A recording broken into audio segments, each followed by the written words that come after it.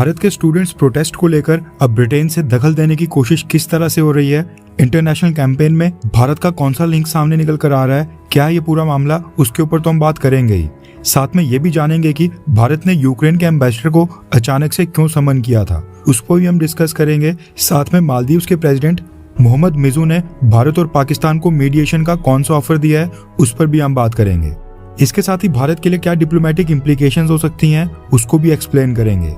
काफी सारी इंपॉर्टेंट खबरें आ रही हैं, इसलिए वीडियो को एंड तक जरूर देखिएगा। सबसे पहले बात करते हैं पूरी दुनिया की ठेकेदार एक्टिविस्ट ग्रेटा थनबर्ग के बारे में, क्योंकि ये मैडम एक बार फिर से मोदी सरकार को गिराने, प्रधानमंत्री मोदी का रेजिग्नेशन मांगने फिर से सामने आ गई हैं। भारत के स्टूडेंट प्रोटेस्ट को लेकर रेफरेंस के लिए आपकी स्क्रीन के ऊपर आर्टिकल का स्क्रीनशॉट है।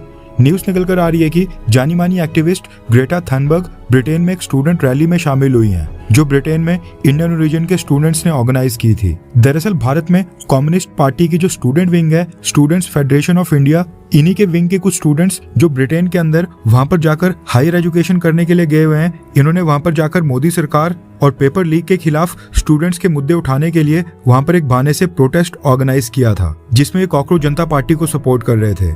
इसी प्रोटेस्ट के अंदर कम्युनिस्ट पार्टी की स्टूडेंट विंग ने ग्रेटा थनबर्ग को भी इनवाइट किया था और ग्रेटा थनबर्ग यहाँ पर आई थी और भारत सरकार के खिलाफ इस रैली में शामिल भी होते हुए ग्रेटा थनबर्ग ने यहाँ पर एक स्टेटमेंट भी दी है, जिसमें ग्रेटा थनबर्ग ने कहा कि इंडियन स्टूडेंट्स ने हम सबको प्राउड फील करवाया है, भारत के स्टूडेंट्स पर हमको बहुत ही गर्व है, उन्होंने हमको होप दी है, उम्मीद दिखाई है और उन्होंने दिखाया है कि जब लोग एक साथ आते हैं और एक साथ मिलकर खड़े होते हैं तो कितनी बड़ी ताकत पैदा हो सकती है।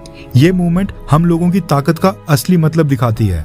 इससे पता चलता है कि लोगों की असली ताकत क्या है। भारत के स्टूडेंट्स ने जो जस्टिस के लिए लड़ाई लड़ी और लोकतंत्र और आजादी के लिए जो उनका संघर्ष था, ये सिर्फ उनका नहीं था बल्कि हम सबका संघर्ष था। इसलिए दुनिया भर के लोगों को भारत के स्टूडेंट्स के साथ सॉलिडारिटी दिखानी चाहिए और इंडियन स्टूडेंट्स का सपोर्ट करना चाहिए।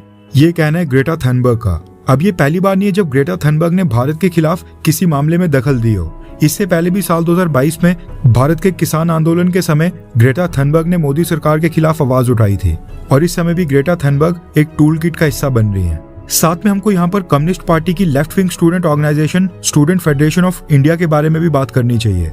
सबसे पहले तो इनको अपना नाम communist student federation of India करना चाहिए, क्योंकि ये जब स्टूडेंट फेडरेशन ऑफ इंडिया का नाम इस्तेमाल कर इस बैनर के साथ किसी विदेशी धरती के ऊपर प्रोटेस्ट करते हैं तो फिर वहाँ के लोगों को इनकी सच्चाई और इनके असली चेहरे का पता नहीं चलता है कि ये कौन सी विचारधारा के लोग हैं, और वहाँ के लोगों को लगता है कि ये भारत से कोई नॉन पॉलिटिकल स्टूडेंट्स का संगठन है।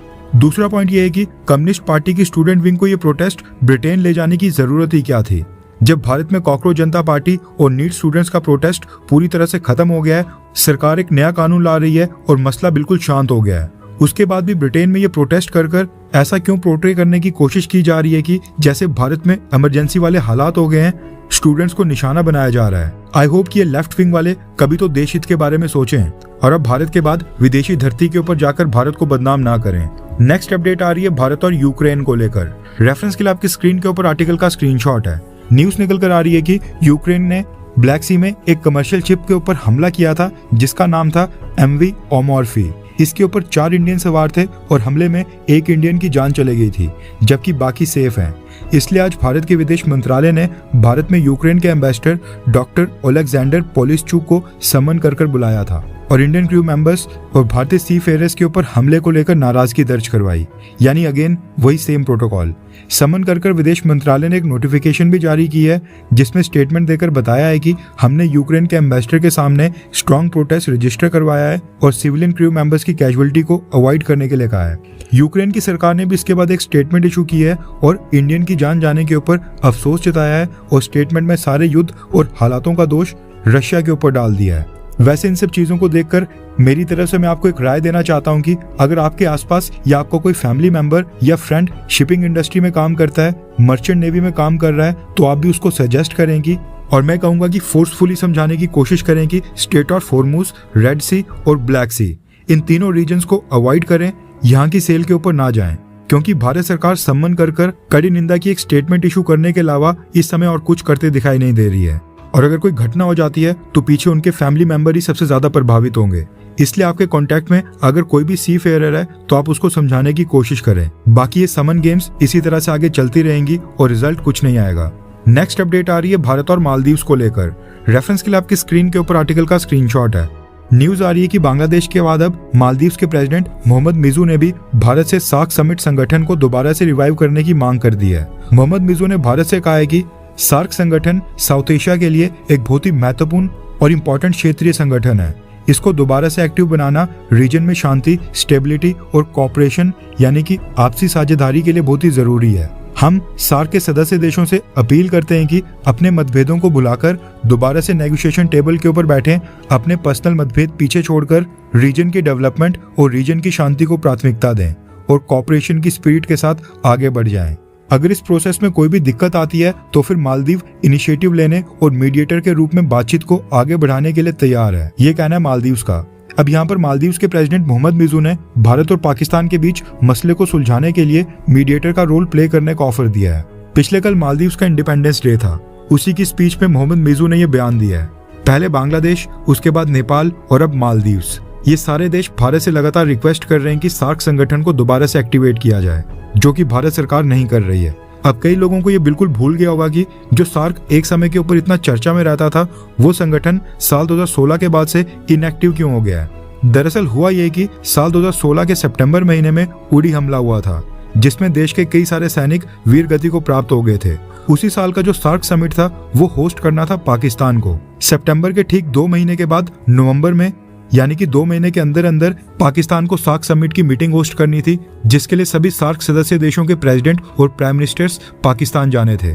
लेकिन उड़ी हमले के बाद भारत की सरकार ने क्रॉस बॉर्डर टेररिज्म का हवाला देते हुए सार्क को बॉयकॉट किया था और भारत के बॉयकॉट करने के बाद बांग्लादेश, अफगानिस्तान और भूटान, इन तीनों देशों ने भी समिट से अपना नाम वापस ले लिया था, जिसकी वजह से पाकिस्तान साल 2016 का सार्क समिट होस्ट ही नहीं कर पाया था। अब वो साल है और आज का साल है, भारत ने दोबारा सार्क के बारे में कोई बात ही नहीं की और हमने सार्क को दोबारा से रिवाइव करने के बारे में सोचा भी नहीं, क्योंकि आज तक पाकिस्तान की सरकार क्रॉस बॉर्डर टेररिज्म को रोक नहीं पाई है। सार्क के देशों के साथ मल्टीलेटरल कोऑपरेशन कम ना हो, इसलिए भारत ने बिम्स्टेक को प्रमोट करना स्टार्ट कर दिया था, जिसमें पाकिस्तान तो नहीं था लेकिन सार्क के मैक्सिमम देश हैं। लेकिन अभी भी ये देश बांग्लादेश, मालदीव्स वगैरह पाकिस्तान के बिना रह नहीं पा रहे हैं और आज भी सार्क संगठन को दोबारा से रिवाइव करने की मांग कर रहे हैं। अब ये देखना इंटरेस्टिंग होगा कि भारत की सरकार मालदीव्स के प्रेसिडेंट के इस ऑफर के ऊपर क्या जवाब देती है। जैसे विदेश मंत्रालय इसके ऊपर कमेंट करेगा, हम आपको इन्फॉर्म कर देंगे। नेक्स्ट अपडेट आ रही है पाकिस्तान से। दरअसल पिछले कल कारगिल विजय दिवस था, जिसके लिए इंडियन आर्मी के चीफ जनरल धीरज सेठ सर वीर गति को प्राप्त हुए सोल्जर्स को याद में कारगिल वॉर मेमोरियल पहुंचे थे। अब हुआ ये कि जब इंडियन आर्मी के चीफ अपनी गाड़ी से वहां पर नीचे उतरे तो उनकी ये वीडियो पूरे पाकिस्तान में इस समय वायरल हो गई है और इस वीडियो का वायरल होने का कारण है इंडियन आर्मी चीफ की मारुति सुजुकी की कार। इंडियन आर्मी चीफ की व्हाइट कलर की कार देखने के बाद पाकिस्तान में एक डिबेट शुरू हो गई है कि पाकिस्तान के आर्मी के जनरल्स, इवन जो उनके बच्चे होते हैं, उनके पास भी इससे बड़ी बड़ी गाड़ियां होती हैं। पाकिस्तान के general BMW, Mercedes, range rover इस तरह की लग्जूरियस कारों से नीचे नहीं उतरते हैं, लेकिन दुनिया की 5वीं सबसे बड़ी अर्थव्यवस्था वाले देश का आर्मी चीफ इतनी सिंप्लिसिटी के साथ सुजुकी की कार इस्तेमाल कर रहा है। इस वीडियो के बाद पाकिस्तान के लोग खुद ही इंडियन आर्मी की ऑनेस्टी और पाकिस्तान आर्मी के करप्शन को पॉइंट आउट कर रहे हैं और जो बाकी बची कसर है वो हमारे अफगानी भाई पाकिस्तान को जलील कर कर पूरी कर रहे हैं।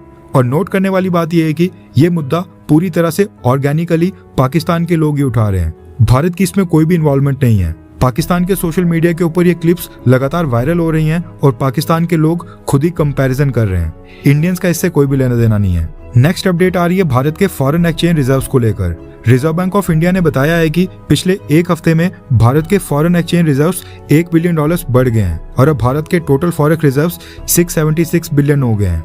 इसके साथ ही इंडियन रुपीस की बात करें तो आज एक US डॉलर के मुकाबले इंडियन रुपीस 95 रुपीस 94 पैसे के ऊपर ट्रेड कर रहा था। खैर, वैसे आपको क्या लगता है कि क्या भारत की finance minister Nirmala Sitharaman madam finance minister के तौर के ऊपर कैसा काम कर रही हैं?